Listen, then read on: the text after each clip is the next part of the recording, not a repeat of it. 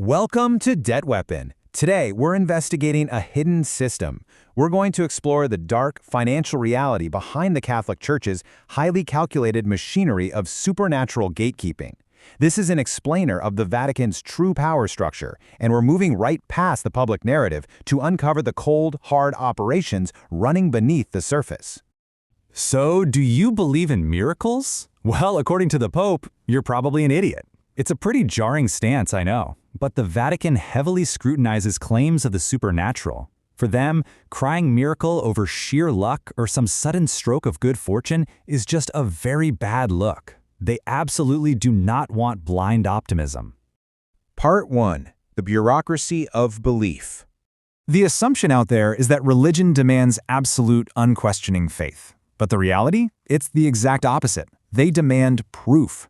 Under strict Vatican law, a miracle has to be an event entirely outside natural, human, and scientific capabilities. It's got to be perceptible to the senses with zero adverse side effects. This strips away all the romanticism and replaces it with impossible, purely clinical criteria.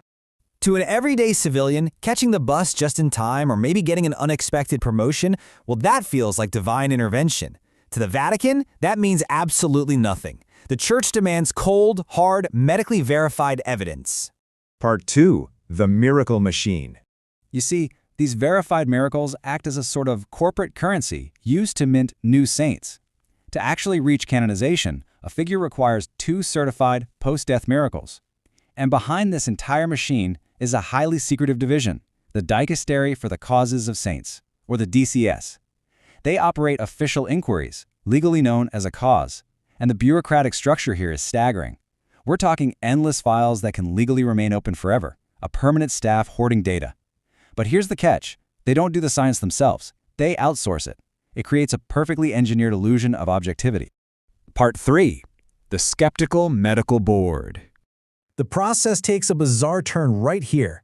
The Church doesn't rely on its own priests to verify a healing. Instead, they convene independent, non-Catholic experts.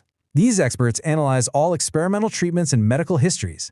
Then, they require a 2/3 majority vote claiming absolutely no scientific explanation. These doctors aren't looking for a yes to God. They're actively hunting for a definitive no to science. It builds ironclad PR for the Church. But consider this for a second. What if there is even one natural explanation? What happens if a doctor finds a single thread of scientific doubt hidden in a medical record? Well, the internal interrogation process meant to handle that is terrifying. Enter the devil's advocate. Yes, this is a real Vatican official, and their sole job is utterly ruthless. They interview surgeons, they interrogate family members, they actively poke holes in the alleged miracle to find any possible natural theory. They're essentially corporate assassins, designed to destroy any weak claims before they can compromise the brand. Part 4. The $500,000 Bill. All of this intense scientific due diligence brings us to a much darker reality. Over $500,000. That is the staggering hidden price tag required to successfully fund a single beatification cause. You want to prove a miracle? You're going to have to pay up. So where exactly does that $500,000 go? It goes to outside medical experts, DNA and microbiology scientists, administrative bureaucracy. This massive sum flows straight from the pockets of everyday believers to hire computer imaging analysts and independent science labs. Make no mistake, it is a massive transfer of wealth. And this poses a critical, terrifying question. What happens if your cause simply runs out of funding? What happens when the money dries up before the science is actually settled? Part 5. A Monopoly on Faith. The dark consequence is simple.